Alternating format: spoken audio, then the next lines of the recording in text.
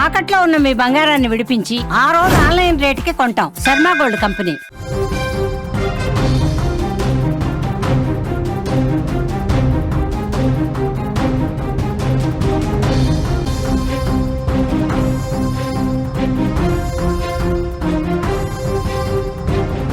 Big breaking news చూస్తున్నాం. గండికోట హత్య కేసులో కదలిక మొదలైందని చెప్పుకోవచ్చు. లై డిటెక్టర్ పరీక్షకు సిద్ధం కావాలంటూ కూడా వైష్ణవి కుటుంబ సభ్యులకు నోటీసులు ఇవ్వడం జరిగింది పోలీసులు. వైష్ణవి సోదరులు కొండయ్య, సురేంద్రతో పాటు ప్రియుడు లోకేష్ కూడా నోటీసులు ఇచ్చినట్లుగా మనకి బ్రేకింగ్ న్యూస్ లో సమాచారం అందుతోంది. జూలై 14న గండికోటలో దారుణ హత్యకు గురైంది వైష్ణవి. దాదాపు నెలకు పైగా మిస్టరీగా గండికోట మర్డర్ కేసు నిలిచిందని చెప్పుకోవచ్చు. కడప జిల్లా జమ్మలమడుగు నియోజకవర్గం గండికోటలో వైష్ణవి హత్య కేసులో కదలికలు మొదలయ్యాయి. దాదాపు నెలకు పైగా గండికోటలో వైష్ణవి మర్డర్ కేసు మిస్టరీగా మిగిలిపోయిందని చెప్పుకోవచ్చు. ఈ కేసులో అనేక కోణాల్లో పోలీసులు విచారణ చేసినా నిందితులను గుర్తించలేకపోయారు. దీంతో ఇక లై డిటెక్టర్ టెస్టులు చేయాలని కూడా పోలీసులు ఫిక్స్ అయిపోయారు. ఈ నేపథ్యంలో ఈ కేసులో అనుమానితులుగా ఉన్న వైష్ణవి అన్నలు కొండయ్య, సురేంద్రతో పాటు ప్రియుడు లోకేష్ కు కూడా నోటీసులు ఇచ్చినట్లుగా పోలీసులు తెలుస్తోంది.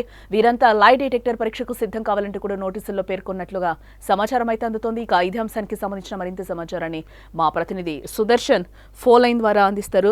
సుదర్శన్, దాదాపుగా జూలై 14న వైష్ణవి గండికోటలో హత్యకు గురైంది. చాలా దారుణంగా. ఇప్పటికి కూడా 36 రోజులు గడిచిపోయాయి. ఇప్పటి వరకు కూడా పోలీసులు ఎటువంటి పురోగతిని సాధించలేదు. ఈ నేపథ్యంలో లై డిటెక్టర్ పరీక్షకి పోలీసులు సిద్ధం కమ్మని కుటుంబ సభ్యులకు చెప్పినట్లుగా మనకి బ్రేకింగ్ లో వార్త అయితే అందుతోంది. దీనికి సంబంధించిన లేటెస్ట్ అప్డేట్స్ ఏంటి?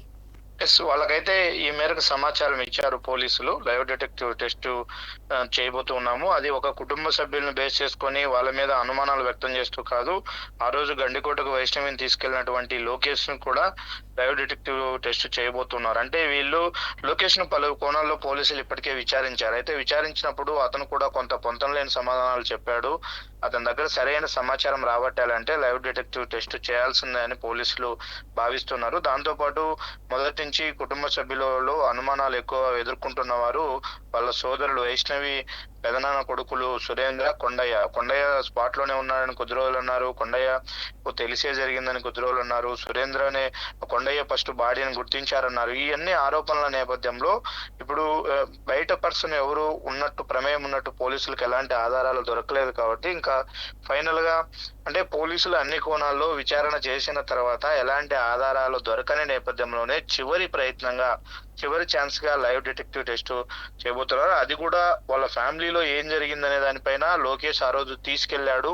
వీళ్ళిద్దరు వైష్ణవికి లోకేష్ మధ్య ఎన్ని రోజులుగా ప్రేమాయణం ఉంది, మధ్యలో ఎలాంటి ఇష్యూస్ జరిగాయి, వాళ్ళ పేరెంట్స్ ఏమన్నా మందలించారు, ఇలాంటి విషయాలు తెలిస్తే ఈ కేసులో కొంత క్లూ దొరికే అవకాశం ఉంటుందన్నది పోలీసులు భావిస్తున్నారు. అందుకు సంబంధించి వాళ్ళకు నోటీసులు కూడా జారీ చేసినట్టుగా తెలుస్తుంది. అయితే ఎప్పుడు హాజరవ్వాలి ఏంటి అనే దానిపైన ఇంకా స్పష్టత రాలేదు.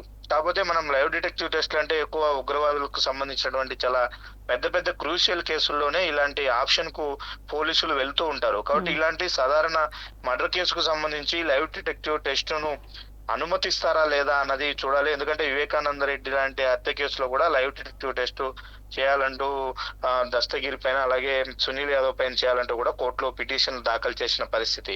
ఇప్పుడు పోలీసులకు ఈ ప్రొవిజన్ ఉందా లేదా, ఒకవేళ ఇప్పుడు వీళ్ళు ఎవరైతే లైవ్ డిటెక్టివ్ టెస్ట్ కు రావాలని పిలుస్తున్నారో వాళ్ళు ఒకవేళ దీనికి సమ్మతించకుండా కోర్టును ఆశ్రయిస్తే పరిణామాలు ఎలా ఉంటాయి ఏందనేది కూడా చూడాలి.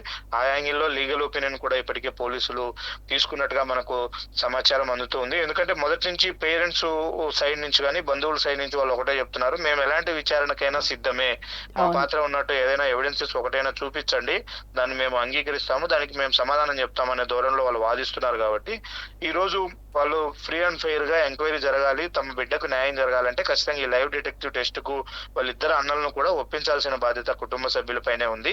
ఇప్పుడు వాళ్ళకినా లైవ్ డిటెక్టివ్ టెస్ట్ కు హాజరైతే మాత్రం అందులో వచ్చే రిజల్ట్ ను బట్టి ఈ కేసులో ఎంతో కొంత పురోగతి రావచ్చు, అప్పుడైనా కొలికి రావచ్చు అన్న ఆలోచనలో పోలీసులు ఉన్నట్టుగా మనకు సమాచారం అందుతోంది. అంటే సుదర్శన్, లై డిటెక్టర్ తీసుకోవడానికి ఏంటి రీజన్? అంటే పోలీసు వాళ్ళకి నోటీసులు ఇవ్వడానికి ఏంటి రీజన్? ఇప్పటివరకు అయితే ఎటువంటి పురోగతి సాధించలేదు. సీన్ రీకన్స్ట్రక్షన్ చేశారు, చాలా క్లూస్ కోసం వెతికారు, బట్ ఎలాంటి ఎవిడెన్స్ కూడా ఆ విచారణలో పోలీసులకి దొరకలేదు. ఒకానొక టైంలో నీరు గారిపోయింది కేసు అనుకున్న సందర్భాలు కూడా మనకు కనిపించాయి. అవును. ఇప్పటికి కూడా చాలా మందిలో అదే అభిప్రాయం ఉంది. ఇది నీరు గారిపోయింది కేసు. ఇప్పుడు ఇన్ని రోజుల తర్వాత ఎలాంటి ఎవిడెన్స్ దొరకలేదంటే, ఇప్పుడు కొత్తగా ఎవిడెన్స్ ఏం దొరుకుతాయి? ఎవరినో అనుమానించి అరెస్ట్ చేసినంత మాత్రాన వాళ్ళని ప్రూవ్ చేయడానికి సర్కమ్‌స్టాన్సెస్ ఎవిడెన్సెస్ ఏమున్నాయి పోలీసుల దగ్గర అనేది కూడా ఇప్పుడు అందరి నోటి నుంచి వినిపిస్తున్నటువంటి విమర్శ. అయితే అలాంటి ప్రయత్నాలన్నీ పోలీసులు చేసిన తర్వాత ఏమీ లేని ప్రయత్నంలోనే చివరి ఛాన్స్‌గా దీన్ని పోలీసులు భావిస్తున్నట్టుగా తెలుస్తుంది.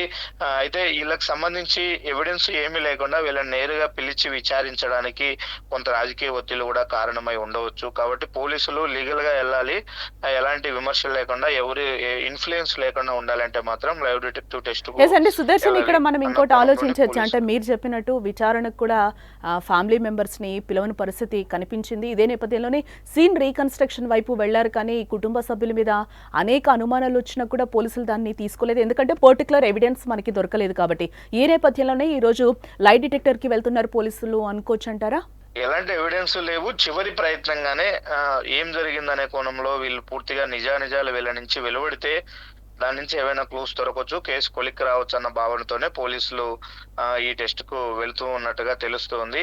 అయితే దీనికి ఎంతవరకు సమ్మతిస్తారు ఏందనేది చూడాలి. ఎందుకంటే ఇప్పుడు ఫ్యామిలీ వర్షన్ నుంచి కూడా మనము ఒకటి ఆలోచించాలి. వాళ్ళది ఈ టెస్ట్ కు సహకరించకుండా కోర్టుకు వెళ్ళడం కానీ, ఇంకోటి ఒప్పుకోకపోవడం కానీ ఇలాంటివి జరిగితే మాత్రం ఖచ్చితంగా వాళ్ళ మీద ఉన్నటువంటి అనుమానాలు మరింత బలపడే అవకాశం ఉంటుంది. ఖచ్చితంగా. ఎస్ అంటే ఎందుకంటే వాళ్ళ అమ్మాయి కేసును ఛేదించడానికి పోలీసులు అన్ని విధాలుగా సహకరించాల్సింది వాళ్ళే.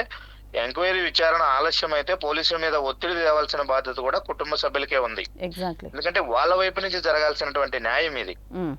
అలాంటి కేసులో ఇప్పుడు వాళ్ళు ఫ్రీ అండ్ ఫెయిర్ గా ఎంక్వైరీలో ముందుకెళ్తున్నటువంటి పోలీసులకు సహకరించే ఉద్దేశం వాళ్ళకుండి వాళ్ళ ప్రమేయం ఇందులో లేకపోతే మాత్రం ఖచ్చితంగా ఈ టెస్ట్ కు వాళ్ళు హాజరవ్వాల్సి ఉంటది. అందులోనూ ఇదేమీ ఒక కుటుంబాన్ని అనుమానంగా చూస్తున్నటువంటి పరిస్థితి లేదు. లోకేష్ కూడా అదే టైంలో లైవ్ డిటెక్టివ్ టెస్టులు చేస్తూ ఉన్నారు. ఎందుకంటే కుటుంబ సభ్యులు ఫస్ట్ నుంచి అనుమానించింది, ఆరోపణలు చేసింది ఖచ్చితంగా లోకేష్ పాత్ర ఉంటుంది అని భావించింది కుటుంబ సభ్యులే కాబట్టి ఇద్దరిని సమానంగా చూస్తున్నాం అనే కోణంలోనే లోకేష్ కూడా నోటీసులు ఇచ్చినట్టుగా కూడా మనకు సమాచారం అందుతోంది. రైట్. ఎస్, మొత్తంగా మనం చూడొచ్చు అది పరిస్థితి.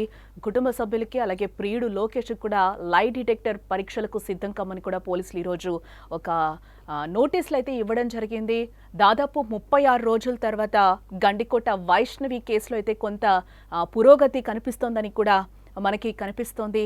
వాళ్ళు లై డిటెక్టర్ పరీక్షలకి సిద్ధం అవుతారా లేదా అనేది కూడా ఇప్పుడు తేడాల్సిన అంశం.